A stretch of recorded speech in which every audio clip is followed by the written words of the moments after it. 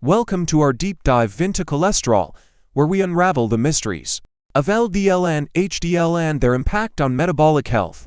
Today, we'll explore what these lipoproteins are, why they're essential, and how they affect your body. LDL stands for low-density lipoprotein, often labeled as bad cholesterol. But why? LDL carries cholesterol to your cells, which is vital for building membranes and hormones. However, too much LDL can lead to plaque buildup in your arteries, a condition known as atherosclerosis. This can increase the risk of heart disease and stroke.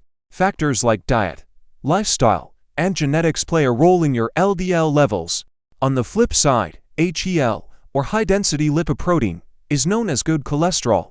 HDL scavenges cholesterol from your bloodstream and artery walls, and ferries it back to the liver for disposal. Think of it as a cleanup crew, helping to keep your arteries clear and reduce heart disease risk. Boosting your HDL levels can be achieved through exercise, healthy eating, and quitting smoking. Metabolic health is about balance. It's the orchestra of your body's chemical reactions working in harmony. When it comes to cholesterol, metabolic health ensures that LDL and HDL are in the right levels, preventing cholesterol's adverse effects. Metabolic syndrome, a cluster of conditions including high blood pressure, high blood sugar, excess body fat around the waist, and abnormal cholesterol levels, can disrupt this balance and lead to serious health issues. Improving your cholesterol profile isn't just about medication. It's a lifestyle, incorporating a diet rich in omega-3 fatty acids, soluble fiber, and healthy fats can help manage cholesterol levels.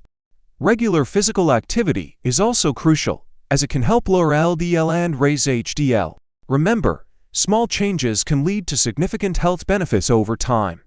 Understanding LDL and HDL cholesterol is key to managing your metabolic health.